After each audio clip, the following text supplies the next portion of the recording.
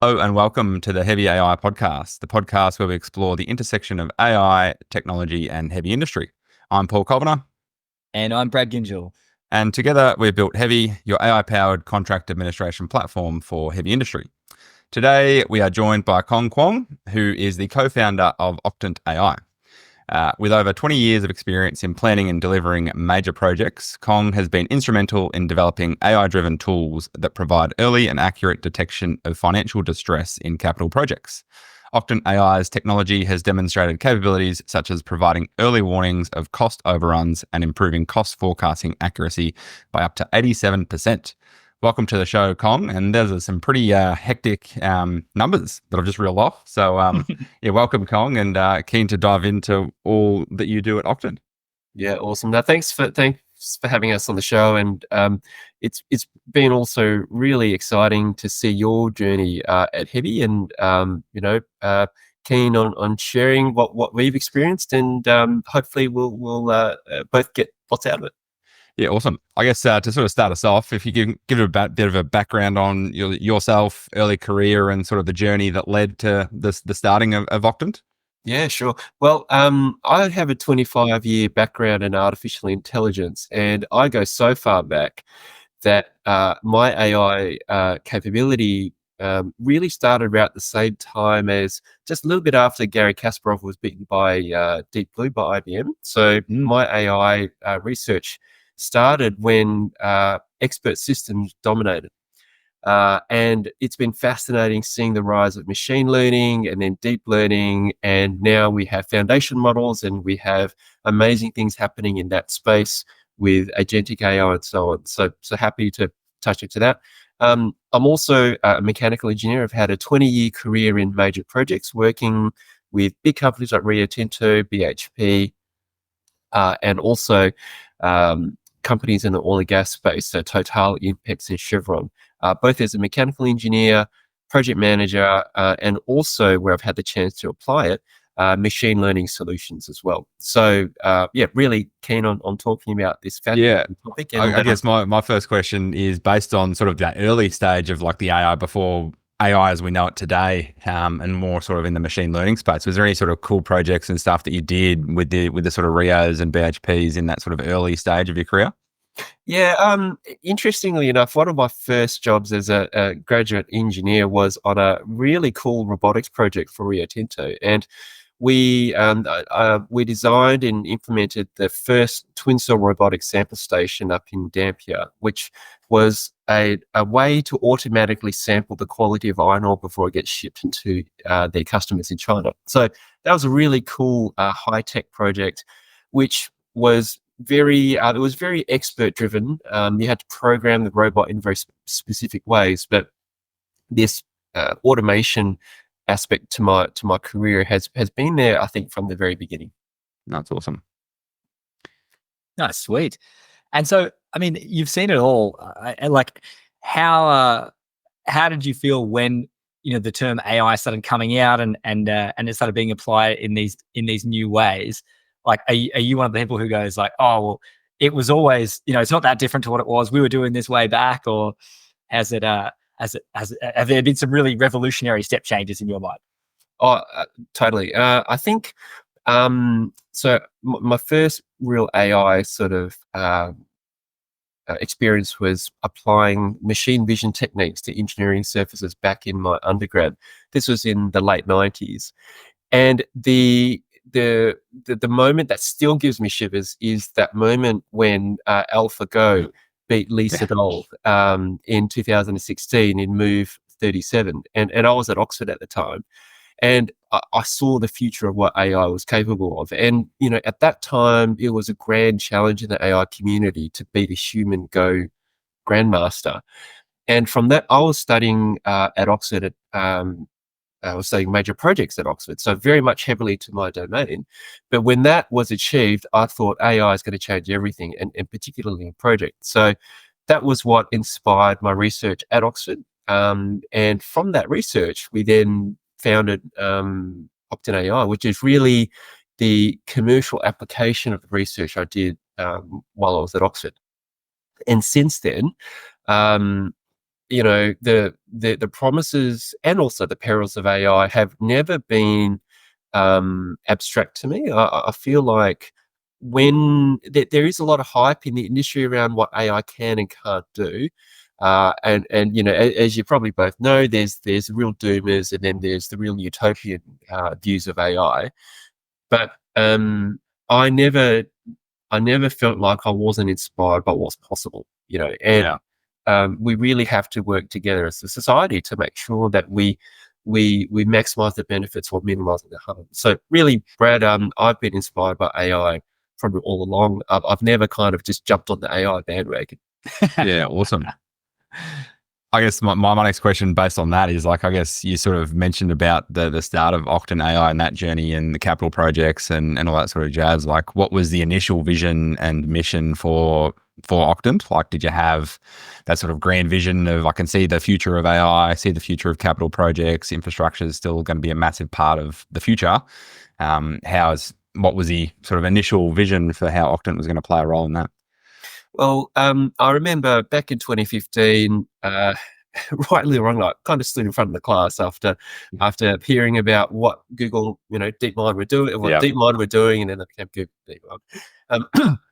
And I said, look, AI is going to be this amazing thing. I stood up in front of the class in 2016 and said, look, AI is going to be the future of where major projects are going. Now, I had no idea that would eventually materialize in Octant AI, but I've never really lost hold of that dream. And Octant AI was founded both with a value purpose and also a social purpose. So we still believe that AI has the potential to bring about huge benefits to capital project delivery. And in particular, we're really passionate about improving the quality of decision making and making projects more successful. And actually, maybe just it's worth, because we've been talking about it a bit, just diving into a little bit of the detail. Like, what was your original research on? Just for everyone listening who doesn't have that background, and what the product is that Octant is providing. Make it tangible for us non-10-year AI research nerds. Yeah, totally.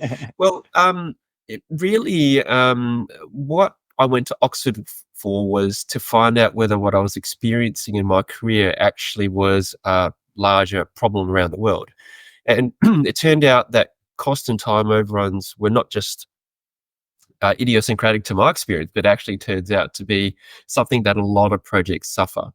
And finding out the root causes of that was a fascinating research journey, which involved both a social psychological side as well as a technical side. And I wasn't expecting it at the time, but AI turns out to be this wonderful overlap that harnesses both the technical and social root causes of this project cost and time overrun.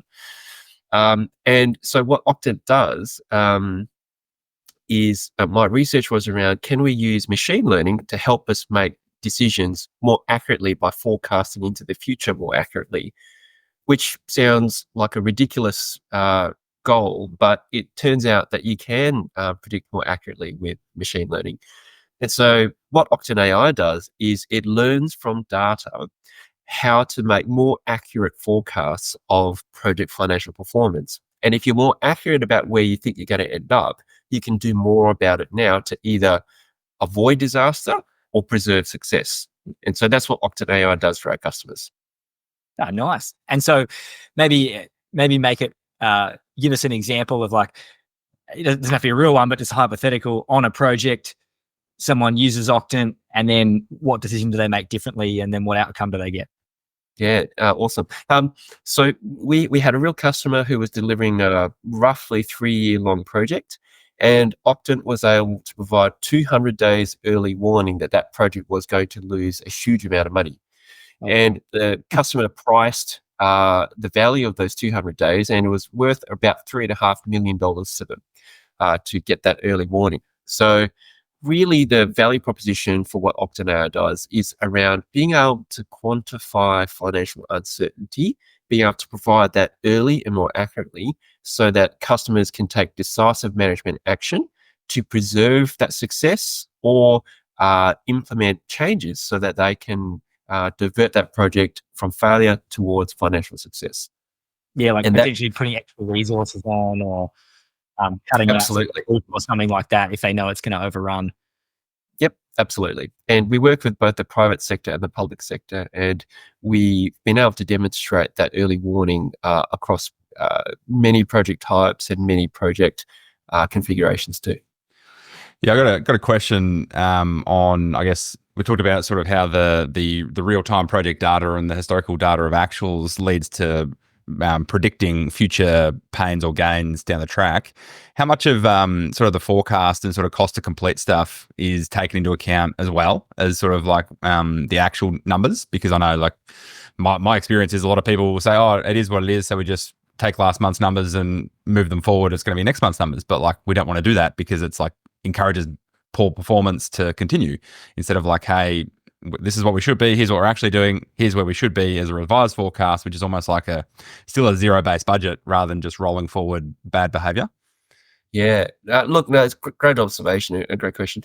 Really, what Octant does is it learns both micro patterns in project performance as well as macro patterns in the environment. So we look at factors like the project type, the financial configuration of the project. Is it a lump sum? Is it scheduled rates? We look at the client type. Who are you delivering to? Is it a private or a public customer? Along with many other factors like region, weather, and many of those macro and micro factors. So what we're able to do is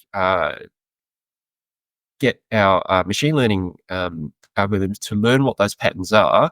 And when we present it with new information, both at the project level and at the macro environmental level, it takes all those patterns into account to make a far more accurate future, on average, forecast than the what the project team is currently basing its future forecasts on. So it's a combination of kind of taking what we know about the past, blending it with what we know about the future, and having a more holistic view of really what determines project success, and then using empirical evidence to back up those forecasts in ways that, I think in industry we've typically struggled to perform. And I, definitely hands up, be guilty of that myself, in my project career. Actually, I guess it reminds me of, oh, sorry. I was going to say, no, one of the things that you've told me in the past that was really impressive about Octant is how simple it is to train the models, because that's often the big thing. Everyone goes, okay, we want to have a prediction model based on a lot of different factors. We're going to need a lot of data, and it's all going to need to be structured properly and cleaned. And everyone goes, oh, it's just too hard for our business to pull all that together. But I think you've told me that you don't need that much data to get a model that works quite well. So maybe if you could tell me if I got that right, and what does it need? Yeah, absolutely. No, you're 100%. So I'll start off a little bit around what Octant needs, and then I'll kind of contextualize that in terms of my AI background. So so Octant only needs 22 projects to learn from. And the kind of data we need is as little as 6 data points for those projects. So we can work with as few as 22 projects and 6 data points for each project. So that is a tiny, tiny amount of training data. And the way we've achieved that is by using small data methods, which has meant we've avoided using methods like deep learning as part of our technology stack, which is one of the overriding paradigms in AI today. So that's what Octant uses. And the benefit for our users and our customers is that it massively reduces the data burden and increases the generalizability of our product for as many people in society as we can. So that's kind of what Octant does. The brief background of that is, so my AI capability is really around developing AI systems that are less data intensive and interpretable for highly regulated, high stakes decision making. So we know, for instance, that deep learning and in particular transformer models, which are behind technologies like ChatGPT and the multimodal foundation models, rely on thousands, if not millions, of sample data. And the conundrum we face in capital projects is that, by definition, mega and major programs are rare. So applying deep learning to rare phenomena like mega and major projects is very challenging unless you're able to get lots of samples to learn from. And so the methods we've used, derived from my research at Oxford, really allow us to exploit small data methods in a way that are still able to be used in highly regulated industries where high stakes decision making is the norm. Yeah, that's cool. Awesome. One of the things that popped into my head as we were talking through that was, and I know that we've had to deal with it, and I'm sure most AI-powered companies are dealing with it as well, is the whole trust around data privacy and intellectual property of that data in terms of building models or training AI. Like, how are you guys sort of tackling that? Like, do you have this base model that is based on generalized public data or anonymized client data? And then, how do you sort of bridge that gap when talking to new customers around, like, they're giving you their sensitive financial information? How is it not going to leak to their competitors that, hey, XYZ is happening? Definitely. Now, look, very important topic. And I guess I'll answer it in three ways. So the first is around the data privacy. So we have enterprise grade data security, so that we have all the usual data provisions around redundancy, high levels of security access and so on. So that's the data privacy.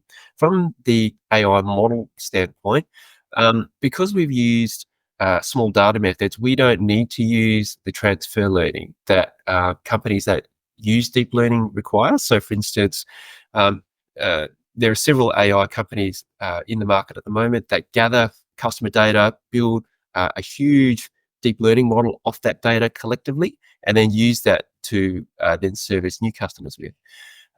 We don't need to do that. And that has been a big boon for us, because it means that the customer's data, the customer's model is exclusive 100% to them. And once we've trained the model, they can actually ask us to delete the data. That's no problem as well. So we don't need to, if you like, transfer learn from an existing customer data set unless the customer specifically allows that for us to do that. So that's a big benefit.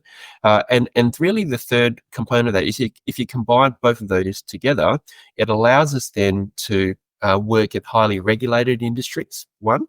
To provide models that are highly interpretable, because unlike deep learning, we can do what's called domain knowledge inject straight into our models. So if we know how projects behave, or if we have insights that we've derived from our research, we can inject those directly into our models, which we use ensemble learning, in a way that's directly interpretable, which helps our customers understand, why did Octant make the prediction it does, and what do we then need to do about it? And that's an advantage over deep learning in a way, because deep learning uses what's called post hoc methods. So once the model is built and made the prediction, you then have to kind of work backwards to understand why the prediction was made.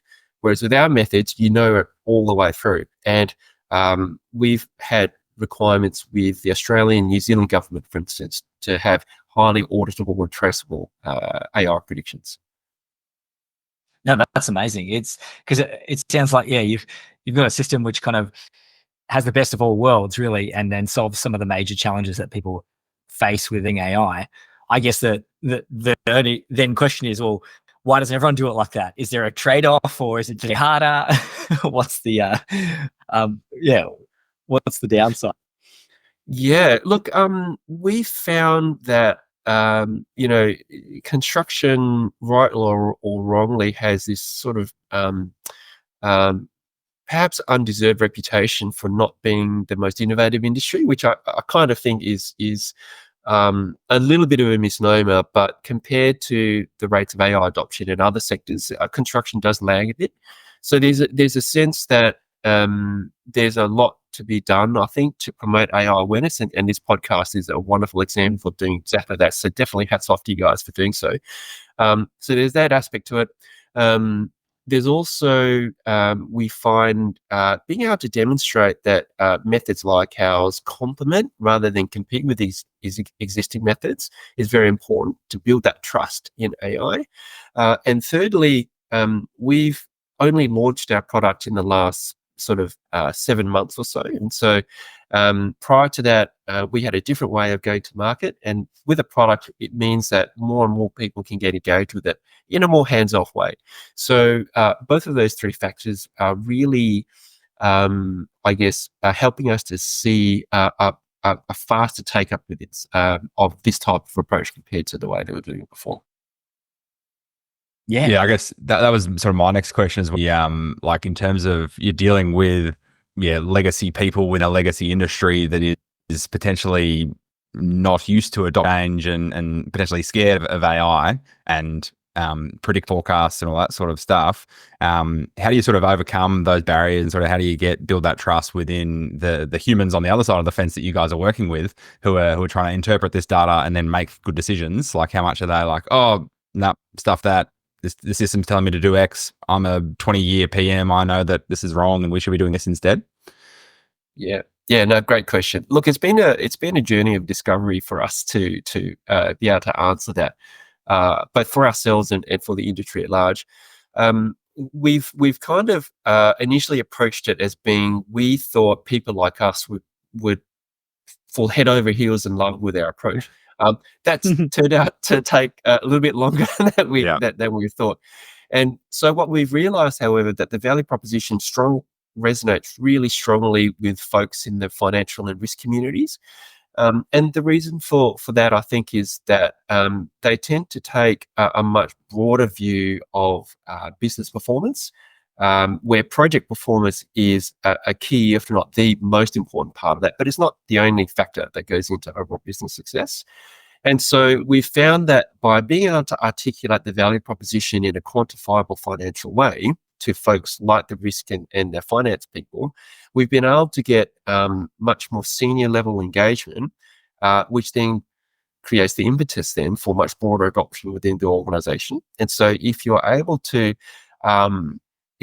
demonstrate that there's financial and risk value to approaches like ours, it makes the engagement with the PMs and the project engineers, the project controls people much easier, because they can then begin to see, well, I can now understand where this fits into a business context. And that's really, I think, what the whole project profession is really trying to demonstrate. It's really trying to say that, look, we're project professionals, but we're creating both economic and social value, right? And part of the whole trajectory of the profession is really to keep moving towards this holistic view of what value is about and how it needs to be delivered. And I think all the professions, including engineers like I am and the project managers, we're on that journey continuously. You know, we're all trying to work towards how can we keep showing that what we're doing is adding value and worthwhile. Yeah, awesome. Have you found, I guess, is it the contractors or head contractors themselves that are trying to use this system to optimize their own cash flow and ensure their own profitability on large capital projects, or is it more so sort of governments or the buy side of these massive projects that are looking to manage their downside risk in terms of cost and completion and budgets and timing of that sort of stuff, in terms of like the social side of things as well? Yeah. Oh, no, look, great question, and great insights into the way the industry works. My research at Oxford was very much focused on the governance side. So I worked with Infrastructure and Project Authority in the UK, managing a £700 billion portfolio. It's just ridiculous numbers. And so really my initial thought was that it would be the public sector that would really adopt approaches like ours. They have been fantastic supporters of ours, but they tend to move in slightly slower procurement cycles. So more glacial than slow. But we found the private sector, they feel margin distress really acutely. And unfortunately, you don't need to look at the headlines on any given weekend to find another construction company has collapsed, and there are far too many examples of that. So we've found actually that rates of adoption, the number of adopters have been roughly equal. But in terms of dollar value, we feel that the owners have much more capital at stake, whereas the private sector has a lot more profit at stake. And those present sometimes different points of view on what success means and the kind of behaviours that then promotes in each of those types of organizations. Yeah, and I guess at the end of the day, it's just about the organization's needs, that the individuals and their incentives within the organizations that you need to convince as well. Absolutely. So I guess we've talked about Octant and this solution quite a bit now. I'd love to move beyond that, because I know you do a lot more within industry as well. Like you've started a bit of a group of different people in AI companies to bring people together. Tell me, more broadly, what are some things that you're excited about that you're seeing in industry applications for AI, in mining, construction, places like this?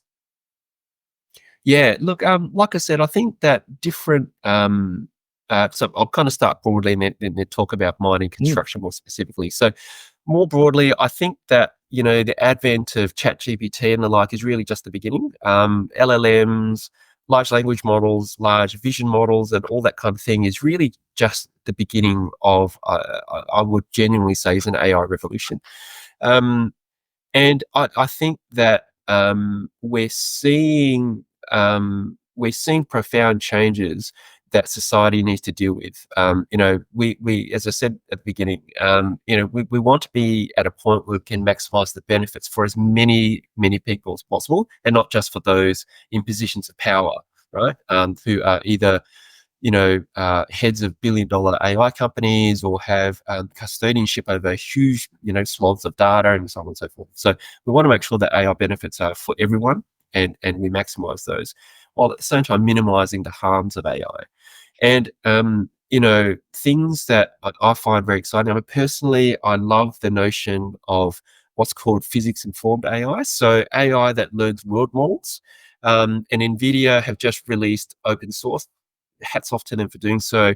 An open source model called Cosmos, which learns physics from video, which is amazing, and they've open sourced that. And that has the potential to really revolutionize the development of robotics, so that you can, it's sim to real. You can simulate the real world in a digital environment, then translate that basically into the physical world. And there are just so many applications of that. Another thing that I'm really excited about is agentic AI, which is actually far more profound than it might appear. So agentic AI is really where you take the capabilities of a large language model or vision model, you turn that into kind of an agent who does tasks for you. And for the programming folks who might be out there in your audience, think of it as recursion. So basically, think of an LLM as acting recursively, so you can accomplish really complex tasks in massively in parallel. In plain layman's language, it really means just having a whole army of digital servants for you that could just do tasks for you and remove you from the drudgery, right? That's kind of what we're all aiming for at the end and can of the day. give each other tasks. That's right. So agentic AI poses, immense benefits. And the head scientist at CSIRO in Australia, for instance, he was waxing lyrical about the potential of agentic AI to even further accelerate the immense pace of progress in AI, because now you're able to chain together all of these agents to do all the drudgery for you in laboratory work, for instance. So that's kind of at the macro level. So I really see us only starting. Companies like Microsoft and OpenAI and Google, they're investing in nuclear for data centers now because they just don't see enough power being generated off the grid. So they're thinking about outsourcing or insourcing their own power, which really just kind of makes you think that's ridiculous. But now that I can see what agentic AI is really about, I can kind of see their rationale a bit more. So that's kind of the macro level. Lots of societal issues we really have to focus on. Trust, governance, all of those things are still in play. How do you get people used to the idea of all of this? I still think that's a big unsolved challenge that, we're learning through. Specifically in mining construction, look, I think that mining and oil and gas, which is my background, and construction more generally, I think they're still very heavily regulated industries. I think that we're not quite as likely to see the same pace of adoption as some of this frontier technology is presenting itself in the market at the moment, and even the stuff that's being presented is still a year behind. But I do see the impact of very measured AI programs. I don't see breakthrough AI being applied in fairly typical conservative mining companies. I mean, these are the companies that form a huge part of people's superannuation portfolios, for instance. They're the top ASX 20, ASX 40 type companies out there. And so they've got a big fiduciary and safety responsibility to make sure that whatever they apply, is really serving their business needs. So I feel there's a more measured approach. Doesn't mean that there isn't going to be AI adoption, but I feel that you've really got to get, to your point earlier, Paul, about the safety and security. That's really got to be nailed first. And then I can see, more measured pilots, by way of example, to demonstrate the value before, wider scale adoption. So I think the industry is probably taking a wait and see approach. They really want to see some valuable use cases being demonstrated, I feel, before they can adopt this wholesale into their companies. Yeah, I think that's the nail on the head. Like, I'm sure you guys are the same in terms of talking to customers and people in the industry. It's like, well, AI is massive and it's this big thing, and there's all these companies that are doing cool things, with robotics and automated agents, etc.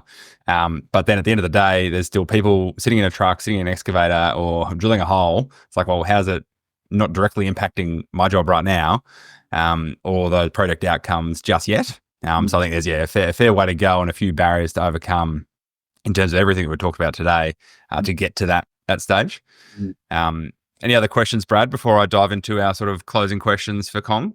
I was just going to say, obviously, we touched on the challenges of adopting it. Are there any particular applications, therefore, that you see these types of industries adopting first, or any that you see that they should be looking at first? Even just based on companies that you've seen out in the ecosystem, or solutions you've seen out in the ecosystem. Yeah, look, I think that LLM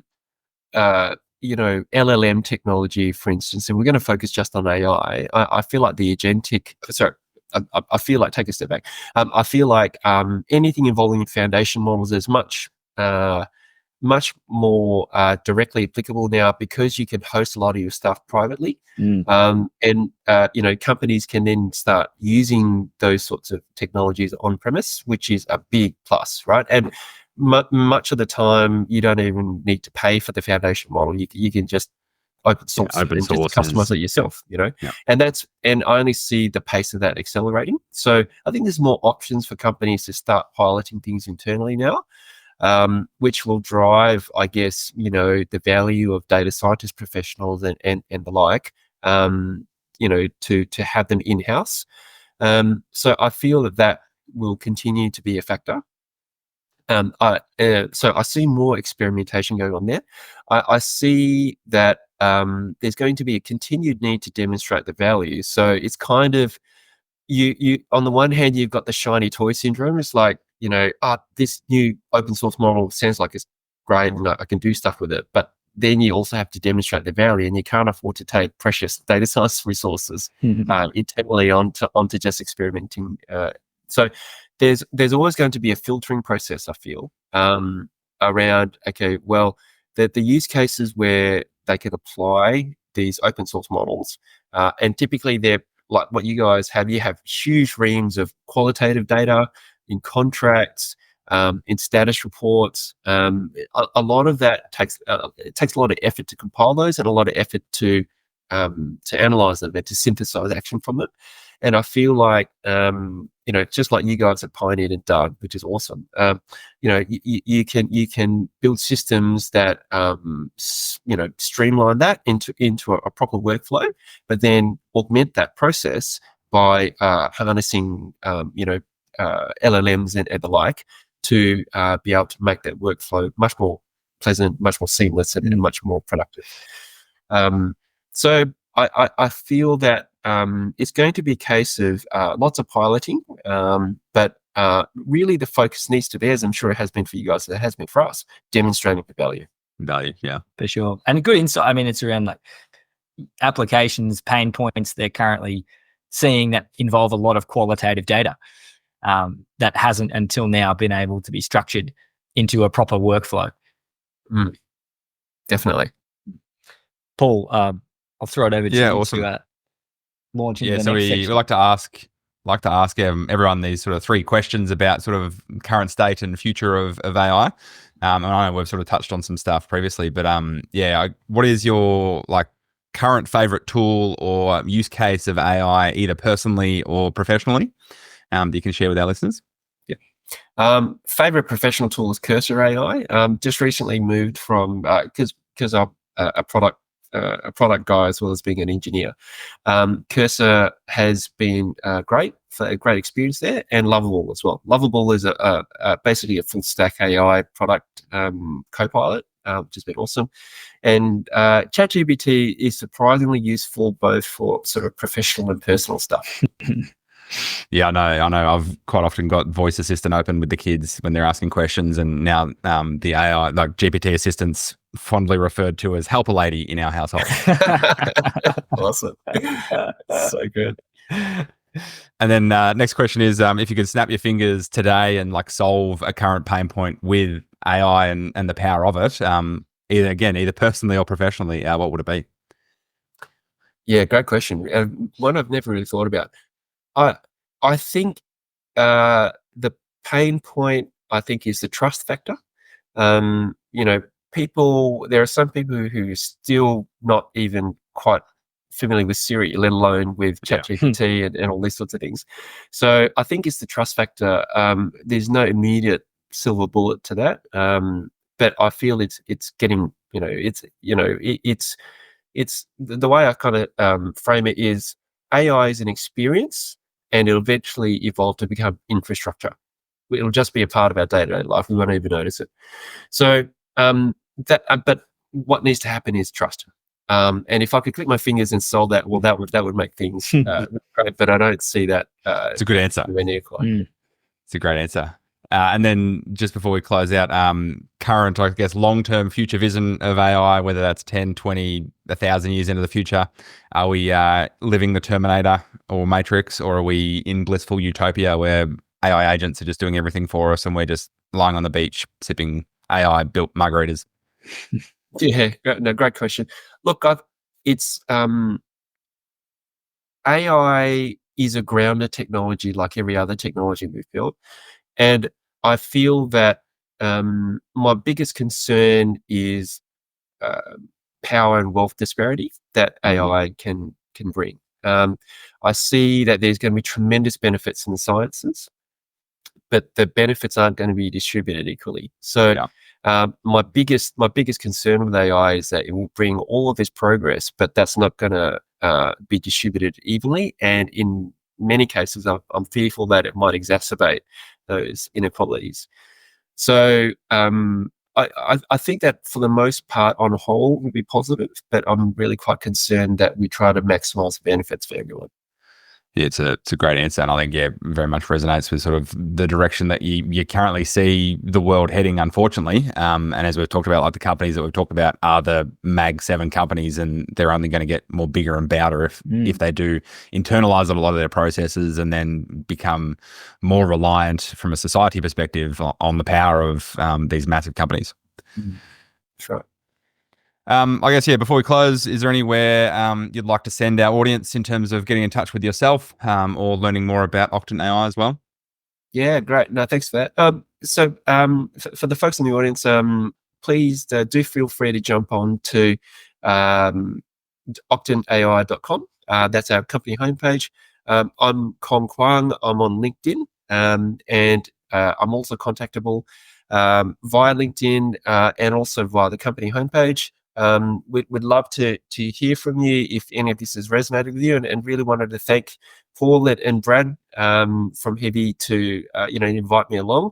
I've really been blown away by how far you guys have progressed as well, both as in terms of the industry as well as you as a business. And you're both just great guys, and I always like talking with you. So thanks heaps for having me. Appreciate that. Awesome. Yeah, we'll keep having you on if you can Yeah, keep that's talking right. those projects. I'd be more than happy to join you guys. I was going to say, I felt a bit like an imposter at the start, though, when there was a lot of sort of high-powered AI research stuff coming at us. I was like, oh, I think maybe it needs to be Kong's show rather than our show. Yeah, that's right. Not at all. Not at all. Awesome. Very kind. I guess that's it for us today. Be sure to like us and subscribe wherever you're listening to us. And if you'd like to learn more about Hevi, jump on over to hevi.app. And thanks for listening, everyone, and have a great day.